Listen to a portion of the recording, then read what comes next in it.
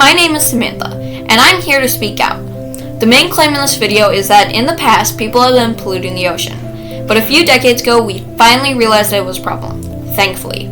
Since then, most people have been trying to help. Some of the things they did helped a lot, and some of them didn't.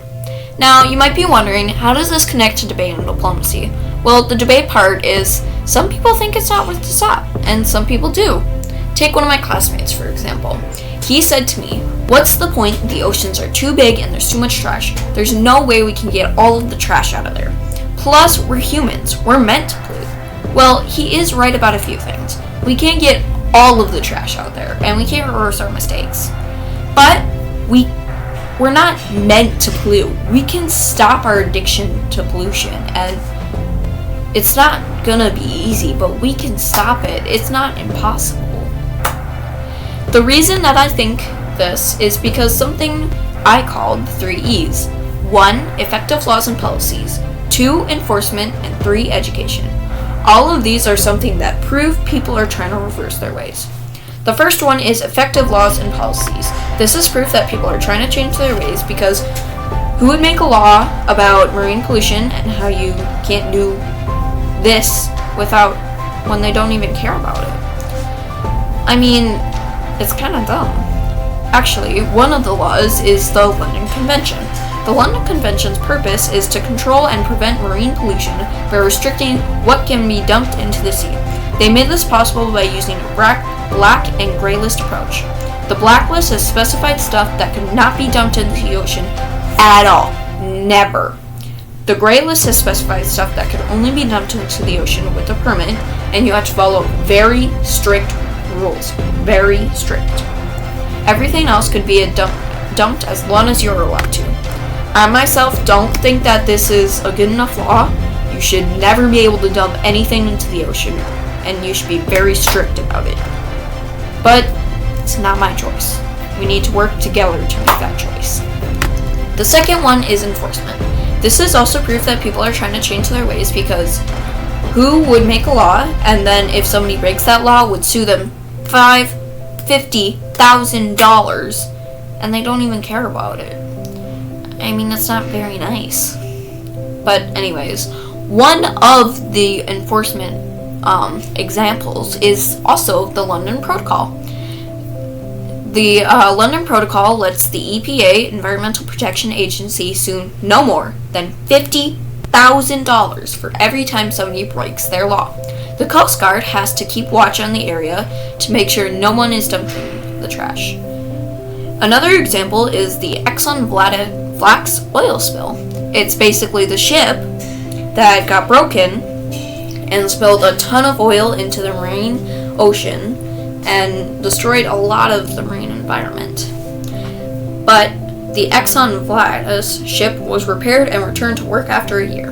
They gave it a new name and put it in a different ocean. The ship could no longer transport oil in the US waters, so it was put in Europe and renamed again and again until finally it was called the SR Mediterranean. In my opinion, they shouldn't let it go at all, and they should just stop. Also, I feel like the enforcement needs to be better. I feel like that's not gonna stop somebody. Plus, how does that help on land? Like, somebody could be dumping toxic chemicals into a river, and that could lead into the ocean, which harms it too. That's not very helpful. The third one is education.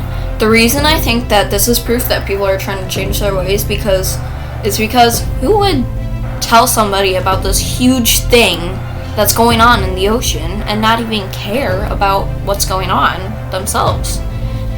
But anyways, in my research, I found 4 organizations that both help and educate people about the ocean pollution problem. The first one is Take 3 for the Sea. It's a youth program that helps children learn leadership skills and get a bond with the environment. So when they grow up, these children can help change the world and be a leader at the same time. And they can change the world into the favor of the environment. The second one, the 5 Divers organization, was inspired when 2 scientists saw small fish who came to the surface to eat at night, was thinking that little plastic pieces were their food. Then the small fish were infected, would be eaten by bigger fish, and bigger fish, and so on, until the toxins from the plastic were on our plates. The two scientists vowed to solve the problem and help get the ocean cleaner. Soon they started to raise awareness and inspired the creation of the 5 Gyros program. The Surfrider Foundation was inspired when a group of surfers were concerned about the health risks connected with the pollution at their favorite hangout. So to save their hangout, they took action. That inspired the Surfrider Foundation, hence the name. Now it is one of the largest organizations that protects the ocean from pollution. The ocean cleanup one, the fourth one, became real when Boy and Slat man went scuba diving, and he saw so many plastic bags floating in the ocean. He decided to research the plastic problem for his school project. Then he learned about the plastic piling up in different ocean currents called oceanic gyres, including the Great Pacific Garbage Patch, which is basically an island of floating garbage, which is really sad. So he made a video proposing how we could clean up the plastic using technology. People realized that he was right and helped him create the ocean cleanup. All of these organizations help educate people for the safety of both the people in the world and the ocean that they care so much about. And it's actually pretty inspiring what you can do with an idea and a confident voice. By now, you're probably wondering, what is hurting our ocean so much, and why do we even care? It's because before we realized this problem, people believed that they could dump anything into the ocean because it could dissolve and mix garbage. Of course, this wasn't really true, but they didn't know it then, so people dumped gross stuff into the ocean. They dumped toxic chemicals into the ocean without thinking how much this could destroy the ecosystem. They even dumped stuff like broken debris from construction or demolition sites, and even our waste and other stuff that was in the sewers. And don't ask me what that is, because I don't even want to know. And you might also be wondering, why do we even care? One, if you don't care about the millions of animals and people who are dying from that plastic bag that you threw on the ground, you are a heartless person. And two, the trash that you throw into the ocean ends up into your stomach or someone else's. You see, small fish eat microplastics that are broken down from a long time in the water.